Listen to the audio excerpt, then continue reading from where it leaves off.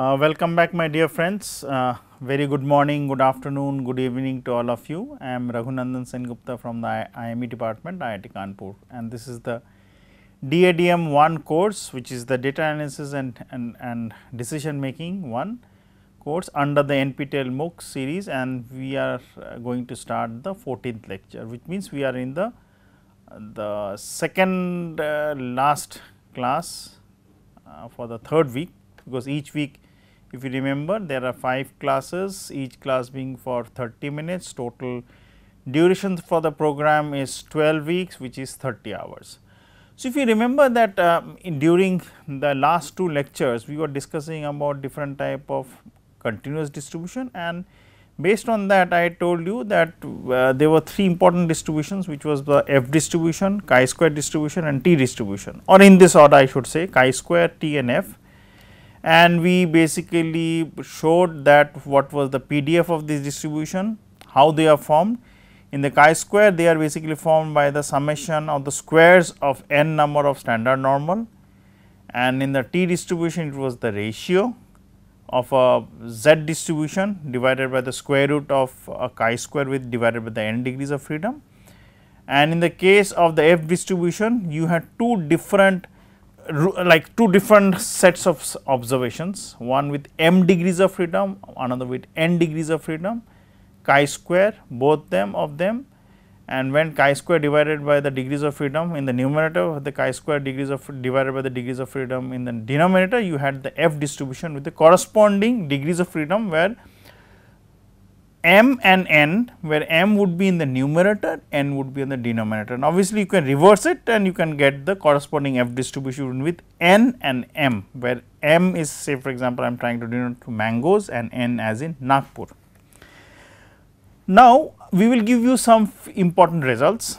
The results will be helpful in trying to utilize the tables for the Z distribution, if you have seen earlier, then the tables for the chi-square, table for the T distribution, table for the F distribution. And I also mentioned that time and again, when we are doing the T distribution, that the T distribution, as the sample size increases, it becomes exactly equal to the standard normal. So, it basically mimics the standard normal, and in place of T distribution table, you can use the standard normal deviate table also. With there would be error, but obviously that can be minimal as the sample size increases. So, with this I will start the few results discussion. The first result, considered that you have n number of observations which are coming from a normal distribution with mean as mu and variance as sigma square. So, you pick up observation, the first one, second one, third one, and there are infinite set of observations. So, it would be basically similar to the fact that you do it simple random sampling with replacement, or you do simple random sampling without replacement, that would not matter. So, you pick up x1, x2, x3, x4 till xn, and when you pick up these observations, what you actually have is this is true. So, let me again reiterate, because these we have done, but still I would like to make it very clear. So, let me use the red color. If you pick up the first observation, the expected value of the first observation would always be, because whatever the first observation you pick up, that in the long run can be any of the observation from the normal distribution. So, the mean value would be this, with a suffix x being the random variable. So, if I put up I, where I means any one of the n number of observations. So, this is true. Similarly, variance, this is true, with x as the random variable denoted. Now, what we actually need is initially the sum. So, sum is basically x 1 .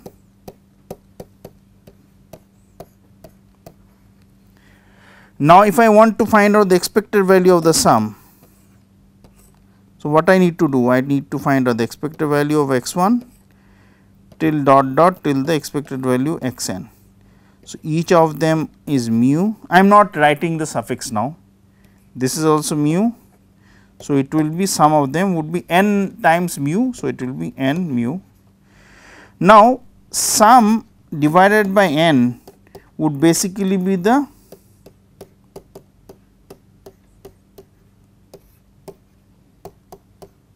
sample mean.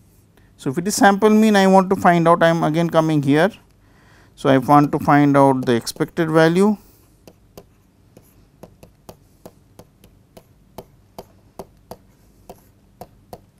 That comes out to be n mu by n, which is mu. So, this is what we have been highlighting. So, if I consider this one, this x n bar as a random variable, so it would be normally distributed with what would be the mean? The mean would be this. So, the first part which is related to finding out, this is just a repetition, please bear with me. So, the mean value would be mu only. Okay, now, let me come to the variance. Now, when I am trying to find out the variances, so let me consider the first one and then generalize it for the ith one. So, first let me write down 1. So, the variance of this, because I can pick up any observations. So, then actually it is equal to this. I am not writing the suffix. So, if I take the ith one, this is the variance.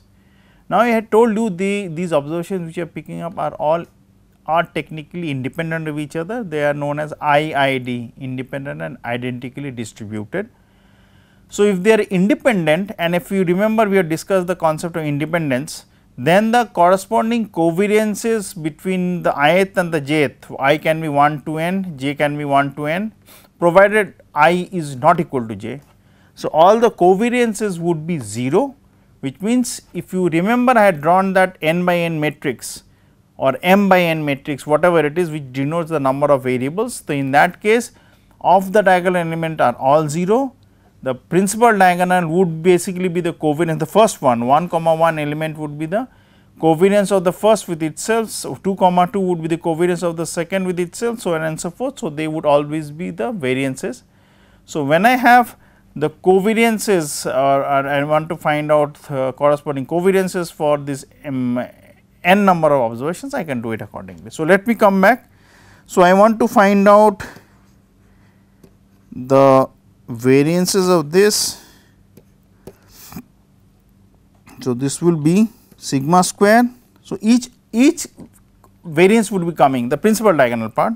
So, how many such values would be there? It will be n, because the of the diagonals are covariances are 0. So, you have basically sigma square being added up n number of times. Now, I want to find out the variance of S n by n, which technically means I want to find out the variance of the sample mean. Now, this n which is in the denominator, when it goes outside, it obviously becomes the square. So, this becomes sigma square by n, as we have already mentioned. Now, technically means, so this one and the initial set which we said that the mean value of x n bar is mu, actually proves that the distribution which we have, let me use another color for the time being. So, distribution of x bar n is normal with mean mu. So, mu without the suffix I am utilizing, and the variance as sigma square by n. So, if it is normal, I can convert it into a standard normal. So, again I use the concept, this mean value of x n bar, which is this, and the standard deviation, that was what the formula was, the random variable minus the mean value divided by the standard deviation. So, standard deviation would be now sigma square root basically. So, this becomes square root s of n. So, if I go take this, so actually this is standard normal with 0 mean and 1 standard deviation or 1 variance, as it is a standard normal deviate. So, remember this will be utilized time and again. Now, let us come back to the actual results slowly. So, I will spend some time in these slides. So, please bear with me, I will be going not slowly, but I will be explaining in a little bit detail. Now, consider there are initially they consider and let me build up the story. Consider there are 2 different samples, consider they are taken from 2 different factories or 2 different sets of people or 2 different sets of students or 2 different sets of objects, whatever it is. Consider they are in sample 1 from one population, which is a normal distribution with certain mean, certain variance. I am considering the normal distribution, and in the other case consider sample 2 with again a normal distribution with a certain mean, certain standard deviation. And remember, the mean of both of them are different, standard deviations or the variance of both the normal distributions are different, and the sample size in both the cases from the population you are taking 1 or 2 are different. So, let us consider the sample size which you are taking for population 1, from population 1 is M as in Mangalore or mangoes, and the sample size or the set of observations you are taking from the population 2 is basically N, or N as in nose, as in N as in Nagpur. Now, I will be using the M and N interchangeably, but when it is very specific to the problem, specifically for the F distribution, I will make it very clear where we are taking M, where we are taking N. Now, consider for the time being we are taking N as in Nagpur. Now, we define two standard error square or the variance of the sample. One we will denote by, let me use the highlighter now. One would be S dash square and one will be the S square without the dash. The suffix basically denotes that you are taking the sample size of N. If it is M, it will be replaced by M, and the next symbol which is X basically denotes what is the random variable, how we are denoting. It can be X, X1, or it can be Y, Y1, Y2, Y3, whatever it is. Now, S dash square with the suffix dash being there, we denote it by the so called standard error square, where we divide by the sample size N only. So, it is X bar minus mu whole square divided by N, and if I denote S without the dash, it is basically in this bracket. We sum it up, obviously the squares we sum it up in both the cases. We sum up the squares and the of the differences, and what is the difference? It is X i's each observation. In the first case also with the dash we said that, without the dash we are saying it is X i's minus, now it is not the mean. The mean has been replaced by the sample mean, which is X bar N. Now, the moment you replace the sample mean, what happens is that rather than dividing by N, you divide by N minus 1, because you lose 1 degree of freedom. That means, your mobility in a way reduces. So, let me explain what we mean by losing 1 degree of freedom.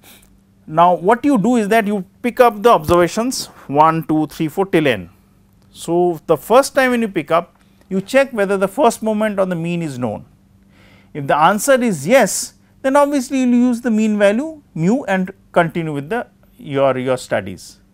But if the answer is no, that means the mean value of the population is not known, obviously it has to be replaced. So, mu is being unknown.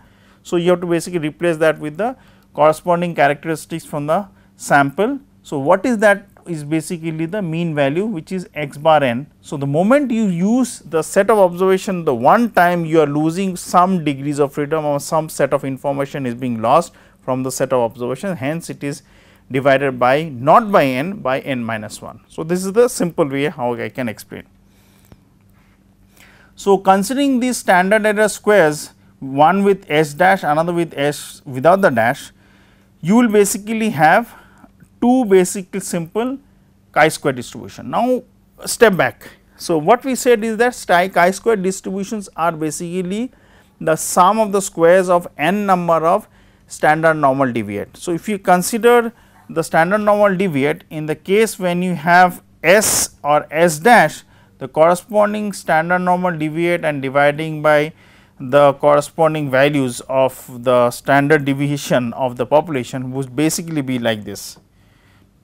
So, I will basically only consider the first case. So, the first case is, and that will make things clear to you. So, when you are considering this, so actually in that case x n is normally distributed with mu sigma square by n. You convert into standard normal. So, if you convert it into a standard normal, what you have is this x n bar minus mu by sigma by square root of n is equal to z. So, technically z is n 0 1. So, you agree with this? Now, what you do for the chi-square? You pick up z's, square them up, add them up. So, let us do that. So, I am picking up observations, I am squaring them up. So, technically when I use this, squaring would basically make this a square and this will go in the numerator. So, this part and this part are taken care. What about this? I am just going to dot it. Now, x n are what? X 1. So, minus mu. So, I have x n minus plus and n into mu. Sorry, I did not write it properly, my apologies. Let me write it properly so you will understand. I will first write it and explain it to you.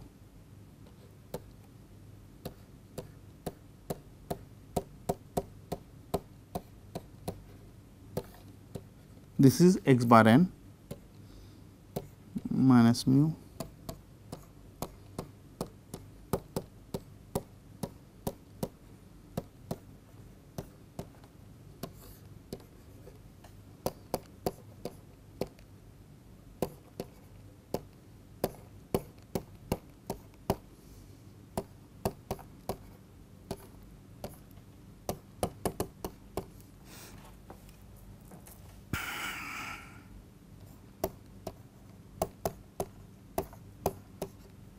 this whole thing divided by n. Oh, this is not square.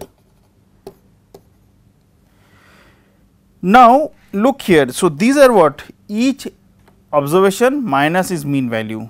So, if you go back mean value and if you go back to the actual case, you have squared them. So, they are squared. If you go back to s dash is exactly the same formula which we are trying to imply. So, when you basically have this part divided by its corresponding square of the standard deviation, square not the square root, square of the standard deviation, it actually becomes the sum of z1 square plus z2 square plus z3 square plus dot dot till z square suffix n, which is actually a chi-square with n degrees of freedom. Replace that s dash with s, you have the corresponding chi-square distribution, but you are now losing 1 degrees of freedom. That is why it is given as chi-square n minus 1, and n minus 1, in that case you write n minus 1 s without the dash square divided by sigma square gives the chi-square with n minus 1 degrees of freedom. Now, when I come to the case of trying to find out the t distribution, similarly I am not going to go to the proofs, you can prove it that x bar n minus mu here divided by the standard deviation or the standard error, which is s n without the dash divided by square root of n, is basically a t distribution with n minus degrees of freedom. Now, if you remember, I did mention that we are going to take m and n number of observations from two sources and consider they are given. So, you have x 1 till x n, this should be they should be n. So, they are basically m suffix x observations from normal with mu suffix x and sigma square suffix x number of distribution and their mean value and standard deviation square of the variance is given, and y 1 to y m. So, that means consider there are two rooms you take, which are actually the two populations you are picking up observations. Y 1 to y m. So, there are m suffix y number of observations. So, there are normal distributed again y with mean mu, and the suffix I would ignore, but I will still say that for the first time it is mu suffix y and sigma square suffix y being the mean and the variances. And moreover, consider these are IIDs and they are independent. So, obviously, if you have chi-square divided by its corresponding degrees of freedom in the numerator and again as chi-square divided by the degrees of freedom in the denominator, you have f distribution with the corresponding degrees, where the first value is the degrees of freedom for or the sample size in the numerator, and the second degree of the f distribution being the sample size or the degrees of freedom in the denominator. So, this is what is I am writing. So, I know, and I am basically going to explain that with the equation which is there and give you all the information. Now, consider what is not written here, I will mention that. So, it will become clear to you. Consider that you have the mean values for both the population of 1 and population 2, which is in two different rooms, which is basically the distribution of x and distribution of y, both being normal, the mean value is known. So, in that case you will have m minus not the 1, because minus 1 would not come. So, m into s dash, remember a dash means the population mean is known, m into s dash square divided by sigma square for the first one divided by m, because now m is the corresponding sample size of the set of observation for the first room. So, that will come in the denominator. So, if it is the denominator has m, where I am hovering my pen, and in the numerator I am talking only the upper part means this only, and in the numerator of that upper part you have a chi-square distribution. So, the chi-square distribution by its degrees of freedom would give you the case that we are slowly trying to give some information of the f distribution. Similarly, if you go into the lower part, which is the denominator here, there you have n into s dash, because here even though it is not written dash, I am considering dash means the population mean for the second set of observations or second population is also known. So, again if you see, it is m into s dash square divided by sigma square for that second population, divided by the total thing divided by the degrees of freedom for the second sample would give you the actual information set that I am trying to basically formulate an f distribution. So, the actual formula which we have is basically for f distribution with degrees of freedom as m comma n would be given by m s square divided by sigma square divided by m, and that whole thing in the numerator, in the denominator it will be n s square divided by sigma square divided by n. So, that would actually become in the case when the degrees of freedom are not being lost. So, this is what I am doing, this is a multiplication, this will become s square, this is also become s square, you will basically have m comma n. The moment you replace s dash with a corresponding s dash with s without the dash, you have basically the corresponding ratios being for the chi-square, which in both the cases are losing 1 degrees of freedom in population 1 degrees of freedom in population 2, hence it becomes an f distribution with m minus 1 and n minus 1 degrees of freedom. So, we will be using this quite often later on. So, estimators and their properties. So, any statistic or random function which is used to estimate the population parameter would basically have, actually we will try to see that the two properties meet, one is the unbiasedness and one is the consistency. Unbiasedness basically means as I keep picking up observations, in the long run the expected value of the estimate from the sample would basically be exactly equal to the population parameter which you are trying to find out. So, it means that expected value match, and consistency means that as the sample size increases in the long run, the so called variance should basically decrease. I will give you not an example, I try to draw in order to make things easier for us. So, I will draw 3 or 4 different type of diagrams in this slide and then come to that.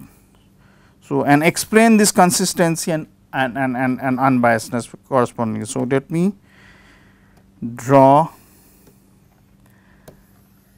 So, consider that I have the graph paper, y axis, x axis, I am plotting 2 different distributions and they would be denoted, I am taking some observations and I am taking this set of observations and marking them with 2 different colors. So, let me take the first one with green. So, the observations if I plot along the x axis, they are like this.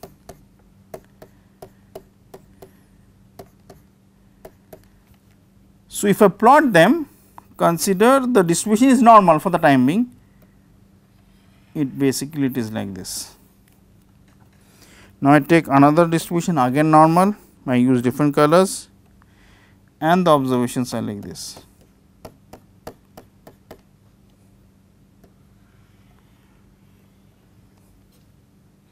Now, what do they give? In both the cases, expected value of the red and the expected value of the green both are